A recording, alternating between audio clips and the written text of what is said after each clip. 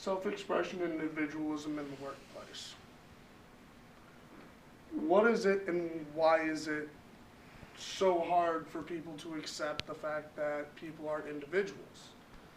This is a topic that I personally have had to deal with for a lot of my life, and so have my friends, and I never quite understood why it's so hard to be an individual in today's society. So I wanted to kind of talk to you about it and see if I could maybe swing opinions into allowing more individualism. Individualism comes in a lot of different forms. It can be a tattoo, it can be a way of thinking, it can be a way of style, or it could be a way of life. Being an individual is not locked to one certain thing. And I think that's what scares most people about it, is there's no way to dictate one individual from another. Individualism in the white-collar industry. Doctors, lawyers, there's tons of these white-collar guys who wear button-up t-shirts, suits and ties that go to work, and actually have tattoos. As you can see, this first guy on the left here, he's actually a lawyer. Dressed in the suit and tie, you would never know that he is actually tattooed from the neck down. The doctor, he has the classic doctor look, the lab coat, the tie, the white undershirt, but off work, he's completely sleeved. Now, would it really affect anything if either of these gentlemen went into work in a t-shirt? They're both already certified. They both have passed their state tests and everything else. And the gentleman on the right actually writes for a blog of doctors. And he had told a story, and it is on reddit.com, about a patient of his coming in and asking, why don't doctors have tattoos? Now, he didn't answer. The patient brushed it off and was embarrassed. But he has tattoos.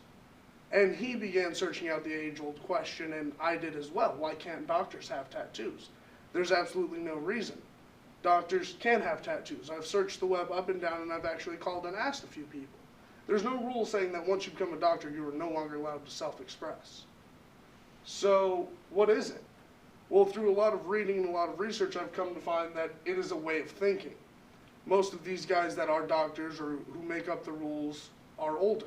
And in the older generation, being a doctor or a lawyer meant being an upstanding citizen. Tattoos were bad. Tattoos meant a lack of religion, that you drink, or that you were involved in unsavory activities. And in today's society, that's just not true. Tattoos don't necessarily mean any of that stuff. So, take your family practitioner and imagine them with colored hair, or coming in a t-shirt and jeans, or maybe tattoo. They might look a little silly to you, but would it really change the way that they do their job? It's just an image. Individualism in schools is starting to become a very big deal. School dress codes are getting more and more strict. There are actual schools, such as Altus High School, just here in southwest Oklahoma, that don't even allow men to wear earrings. They don't allow them to paint their nails or wear certain jewelry. My question is why? Why can't a man have earrings? Why can't men and women dye their hair or wear it in certain styles? Now, I agree there needs to be some kind of limit. Obviously, you shouldn't come to school in next to nothing, but I don't see the problem with having dyed hair or anything else. A lot of places, and this is a website that I found, netmums.com, that actually, this woman shares her story about how her school recently changed their allowance on facial piercings. And they wanted to make her daughter take her nose ring out. Her daughter refused. So the school isolated her child and made her spend all of her lunches eating with someone watching her, all of her breaks while someone is watching her. And they said it was because it was a disruption to the class. But was it not more of a disruption to pull her out and isolate her one-on-one? Not only that, but they're now risking her social interaction because she wants to be an individual.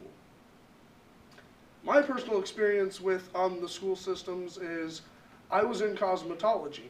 I know, hard to believe, but I really was. And one day I came in with Liberty spikes, which is, I had really long hair and I spiked it up.